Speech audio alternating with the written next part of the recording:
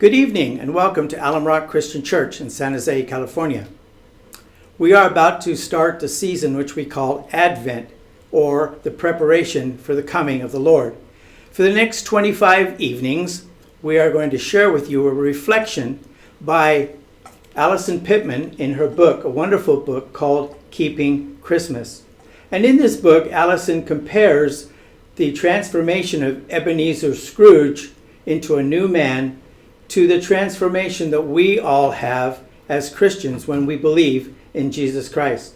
So we hope that you will tune in every night and watch this with us. If you make a comment on YouTube or Facebook to let us know that you were there, and if you watch all 25 presentations, we would like to send you a free copy of this great book by Allison Pittman called Keeping Christmas. So we hope that you'll share it with your friends and join in every night for this great reflection as we get our hearts ready for the coming of Christmas.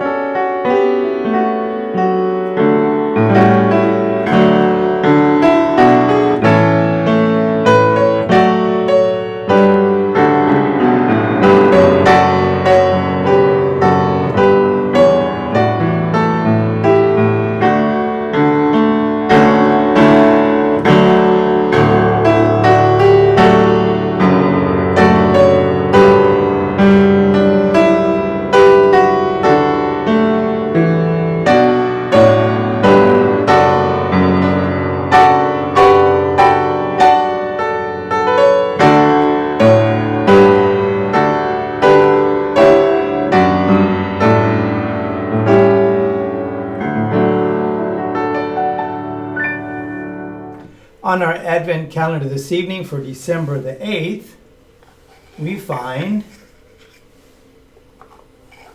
another angel. The angels tell all the world about the newborn king. They opened their mouths and hearts, and they all began to sing.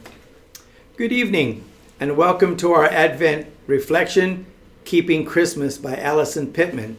Tonight we begin chapter 8, Belle with a Full Heart.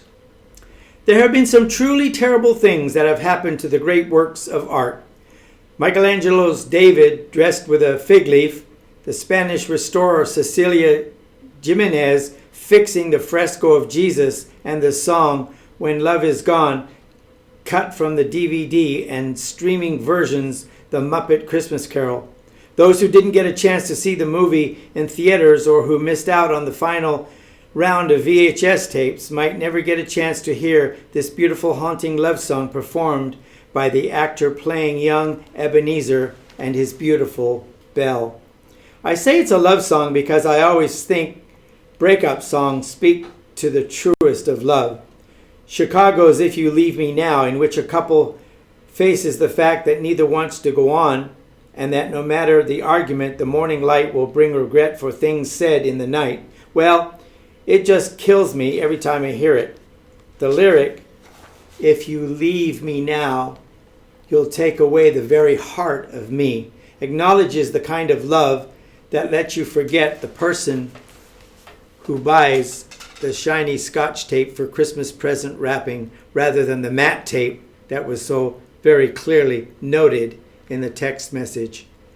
But I digress.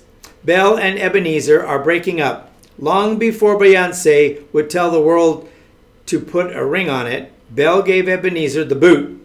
Why? Because Ebenezer can't commit. Nope. He's not seeing other women. Belle had just been displaced by another idol, a golden one. Belle understands what Ebenezer does not. No one can serve two masters. Either you will hate one and love the other, or you will be devoted to one and despise the other. Jesus finishes with a statement of finality. You cannot serve both God and money. Matthew 6:24. Belle is forcing Ebenezer to make his choice. And the worst part is they aren't just dating. They have an understanding, a contract. In the time Dickens wrote A Christmas Carol, such a contract held strong intentionality to the promise of marriage. She was, save for the paperwork, his bride. Neither could pursue another relationship without scrutiny and scandal. Belle concedes that their contract is an old one. It was made when they were both poor and content to be so, until, in good season, we could improve our worldly fortune by our patient industry. You are changed. When it was made, you were another man. I was a boy, Ebenezer says. Remember Ebenezer as a boy, freshly restored to his father's home, dancing at Fezziwig's party? That means, too, that Belle was a girl. She was ostensibly spent her entire lifetime waiting for Ebenezer to marry her. She had shut herself away from any other opportunity for love. For her to walk away from this commitment, to risk her reputation, and to face the terrifying prospect of a middle-class Victorian woman without a husband shows the deepest understanding of all. She tells Ebenezer, "You fear the world too much." She fears it not at all. Ebenezer makes no effort to stop her from leaving. He makes lame attempts to defend his choices, but in the end allows Belle to release him with a full heart for the love of him you once were, wishing him to be happy in the life you have chosen. She left him, and they parted. Ebenezer walks away from his bride. When Jesus encounters a rich young Ebenezer ruler, as recorded in Matthew 19:16 through 22, he is confronted with the question of what the young man must do to have eternal life. Jesus answers, telling the young man to obey all the commandments, which the young ruler has done. And then Jesus brings it home with a zinger. If you want to be perfect, go home, sell your possessions, and give to the poor, and you will have treasures in heaven. Then come, follow me. When the rich young man heard this, he went away sad, because he had great wealth. The ruler walked away from the commitment to Christ, and I think it's safe to say that Jesus walked away too. They parted from each other. This is the moment when most film adaptations of A Christmas Carol begin the heartbroken Scrooge back to his bed and visit with the ghost of Christmas past having accomplished its purpose. But the novel has one final scene in Scrooge's journey through the past, this one the most painful of all. 7 years earlier, the night of Jacob Marley's death, and Scrooge is standing in the parlor of a bustling household, Belle's household. It is a room not very large or handsome, but full of comfort. She has married and is surrounded by joyous, healthy children. It is the only scene in the journey with this ghost in which the vision of the young Ebenezer Scrooge himself is not present. How can it be? This is the very life he chose to abandon. Scrooge looks upon Belle, seeing her perhaps for the first time since they parted. Our intrusive narrator guide reassures us of her desirability. He would like to have touched her lips, to have looked upon her lashes of her downcast eyes, to have let loose waves of her hair. In this moment, Scrooge is very much a man of heart and of soul and passion.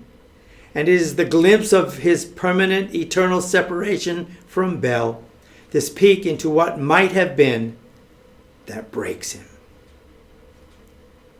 This is the reason our hearts break at Christmas. We've spent the rest of the year toughening them up, keeping busy. We can spend months upon months caring nothing for our fellow man because there are no sappy commercials and heartfelt movies to remind us to love them all. All of us are susceptible to the same heartbreaking regret Scrooge experiences in this moment. Maybe not a lost love, but a broken friendship, a marginalized family member, bitterness left to flourish Christmas after Christmas. Scrooge is separated from Belle by years of silence, years of living with a bad decision made while his heart was still malleable. This isn't about begrudging the life Belle has been given, but about regretting his own foolish choice. He begs, "Spirit, remove me from this place," to which the ghost replies with the familiar refrain, "These are the shadows of the things that have been. They are that they are. Do not blame me." Scrooge cannot bear it. There is a struggle, if one can truly struggle with a spirit, and Scrooge grasps the spirit's cap, pressing it down, down, down. The spirit dropped beneath it, so that the extinguisher covered its whole form. But though Scrooge pressed it down with all his force, he could not hide the light which streamed from under it in an unbroken flood upon the ground. The light is unbroken. I hope you will join us tomorrow night for the next chapter. Good night and God bless.